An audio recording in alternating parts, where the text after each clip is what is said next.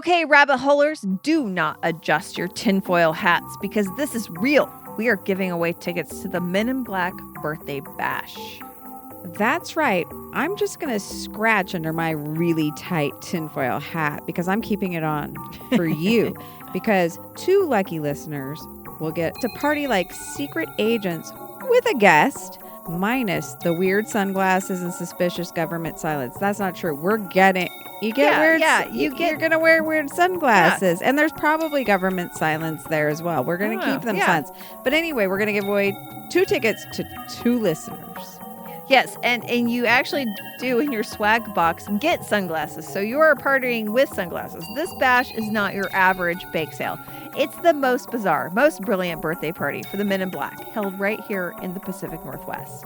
And we've got the man behind the madness right here with us, filmmaker, historian, and professional UFO wrangler, Steve Edmiston. Well, hey, thanks for sharing the story with me and allowing me to share it with your listeners. I'm excited to invite some of you, all of you, actually inviting everybody to go down the rabbit hole with us. I love rainy day rabbit holes. Thank you. Come down the rabbit hole with us. Our festival has films and music and storytelling and mystery and mythology and comedy and camaraderie. And certainly people in black suits. You're going to see a lot of that, all pretending probably not to be people in black suits, right. But we can spot them. If you come to the bash on June 21, you're going to be around about 200 of your fellow men and women in black. So you'll be in good company. I think we like to say it's out of this world in every way. Absolutely. To enter, just head to rainydayrabbitheholes.com. There's a button near the top of the page that will take you to the sign up page to enter. All you have to do is enter your details. Now, this does sign you up to receive our newsletter, but that's a bonus. We honestly only send it out every couple of months, so it's pretty low on the spam. And we will pick 2 winners, and Steve will beam you straight to Des Moines. Okay, not literally, but you'll get at least free tickets, if not being beamed there. The important part is that maybe, just maybe, you're going to find out who's really watching you. So, my friends, please go to rainydayrabbitheholes.com. Sign up to win tickets to the Men in Black birthday bash.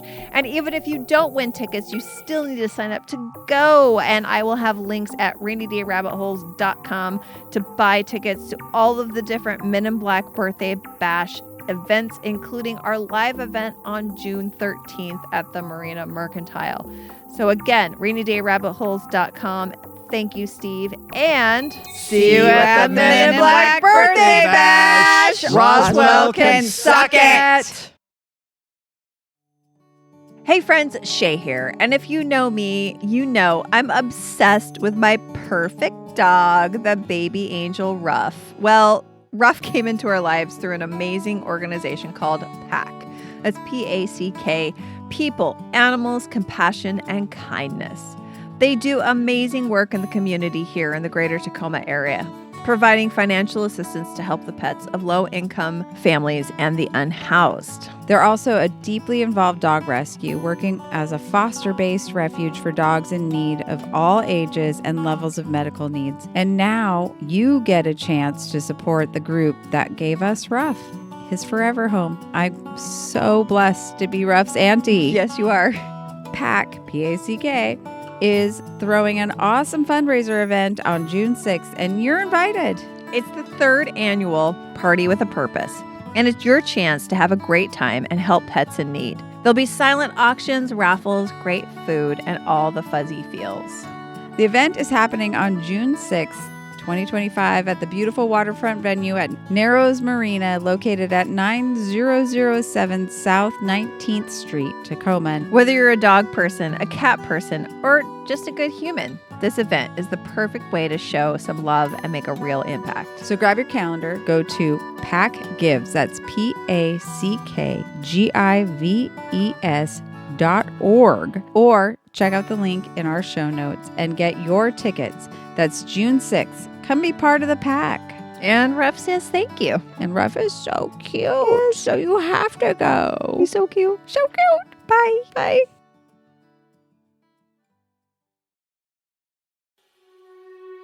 Welcome to Rainy Day Rabbit Holes, where we take the history of the West off the rails. If you like your history unhinged, you are in the right place. I'm Shay. And I'm Jody. Let's fall down the rabbit hole. Hey, rabbit holers. It's your girl Shay here. We're just kicking off our Summer of Saucers month, celebrating UFO mythology in the Pacific Northwest and beyond. If you caught this week's episode, we lured filmmaker Steve Edmiston into the Bigfoot Den to talk about the Maury Island incident, his short film of the same name, and the Men in Black Birthday Bash, the celebration that highlights this historic event. Today, I have a little mini bonus episode for you, a conversation we had before we recorded. We chat about history making and storytelling. It's an interesting conversation that you don't want to miss. And another thing that you won't want to miss is the Men in Black Birthday Bash. Head on over to rainydayrabbitholes.com to enter to win tickets to the event and free swag. You can enter all 3 contests. Also, Jody and I will be investigating the Colleen Rafferty lookalike contest on June 13th at the Marina Mercantile in Des Moines, Washington. Make sure to check us out on Facebook, Instagram, Threads, Blue Sky, and Mastodon for more.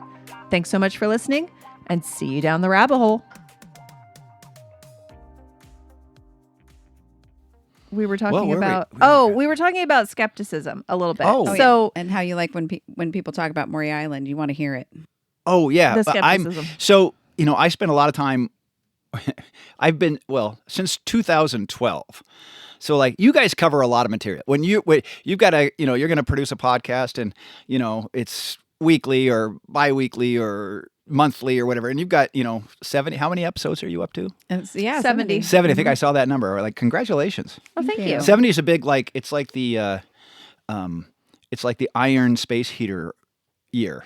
It's like you get roses, and then for 70 podcasts you get like we were a little space bit heater. We were more excited to hit episode 69. It's a very special episode. Oh. 69. Yeah, That's a really foursome. That's a really good plug. We were trying to figure out how 69 works in a foursome because we had a foursome for that episode. Oh man. Well, I love that. So I've been working on so you do lots of different things, and then I'm like this it feels like a one-trick pony in some ways. I mean, my approach is more maybe it's Ken Burnsy or something, where it's like this thing fascinates me. For 12 years, what are we going at? 12, 20? No, now it's 13 years. We've been playing with the Maury Island story and developing it in different ways, and kind of seeing where we can take it because we feel it's underserved. And that's just a weird approach. It's good if you like to be that obsessed about something. No. Maybe not good if you want to have more breadth and depth. I'm going to stop you here. You are focusing on a subject to develop expertise in the subject and to thoroughly research and explore a subject. So there's nothing wrong with that. Absolutely. I'm going back to Japan for the 3rd time this year. And people will be like, why are you going back to this same place for the 3rd time? And it's because I have not fully explored it to the depths that I think that it's worth. I had to find a reason to talk about Japan every day. Don't you find, and that's what, I mean, to me, that it's that repetitive, going back to the source and saying, okay, it's only now that I can identify the holes in the story. Mm-hmm. Right. In a way that a superficial review, Wikipedia level, isn't going to do.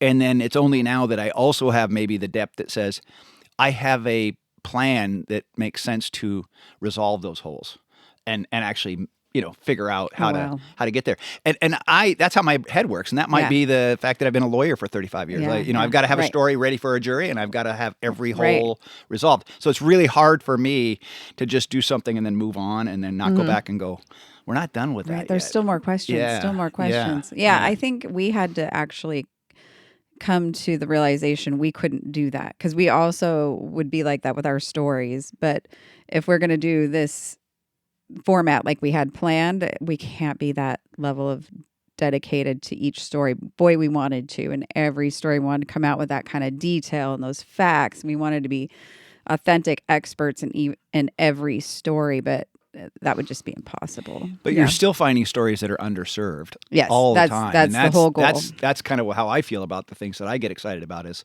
it's the feeling that it's my favorite feeling when I go see a Hollywood motion picture, that is, not a Marvel picture, I suppose. I like Marvel pictures, but I love leaving a theater when I've seen a piece of narrative storytelling. And I walk out of there, and at the end of it, they have a few title cards that say what really happened to these people. Right. And I read that with I'm dying to know what happened to these people. And then I leave and I go, I got to find a book. I got to find more. How did I not know this story? Yeah. How did we not learn it in school? Yeah. That is one of the greatest feelings, because then it's like I'm on a treasure hunt. Right. And that's what we have come to accept in our roles here, is to pique curiosity more than become absolute experts in any topic. Yes. And that's what, early on, we spoke to historian Michael Sullivan. I don't know if you've run into him in historical circles. He's the University of Washington Tacoma's history professor, main dude. I'm Department head. I'm doing him disservice. But we spoke to him about Ray Gamble, who was Tacoma's millionaire magician. And there's not a whole lot out there about Ray Gamble. A lot of it is in Michael Sullivan's research in his head. But one of the things that he told us early on is he's like, look, I listened to your episode about the internment of the Japanese at Camp Harmony here in Puyallup, not far from us. And he's like, you got some dates wrong, but who cares? He's like, I don't care about you getting dates wrong. It's not history class. He's like, what you're doing is you are inspiring curiosity into these topics. And that's more important than getting every little detail and date right, as long as you have, the gist of the thing correct. Yep. Right. Well, and isn't that what's wrong with how we tend to teach history? Because memorize these dates. Yeah, and my dad, who's passed away, he was a high school history teacher for 33 years. Wow. And it didn't take. I thought it was weird and boring, and I was never going to do it. It wasn't until later in life that I kind of went, this is kind of cool and interesting. What do you want me to read about things that already happened? But it was all that memorization stuff, and I did know that my father was a very popular teacher, and he had this one thing he would do on the first day of history class. That became fairly famous. I don't know why kids didn't all know this was happening, but on the first day of class, he would have an older student who'd already been through it, knew what was going on, barge into the classroom unannounced and start yelling at my dad about something, a big scene. And then he'd have an administrator barge in and tell the kid he's out of line. It's a big scene. And everybody, all the freshmen are like, what's happening? What's happening? And then they all leave. And then my dad treats it very seriously and would say, we need to know what happened. So let's go through and this is really going to be important that we document this. Wow. Let's go through and what happened. And he said what was hilarious was invariably 30 students couldn't agree on what happened. Yeah. They'd just seen it.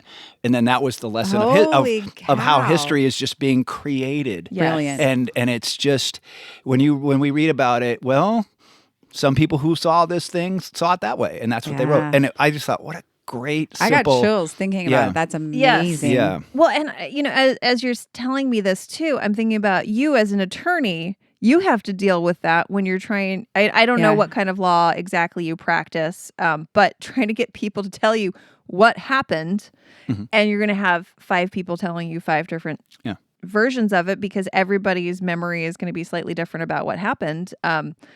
And we'll have to talk more about your career as a lawyer, because I just find it fascinating, because human memory is so fallible and so manipulatable. Is that even is to that ourselves? a word? Even to ourselves, Malleable. Bias and.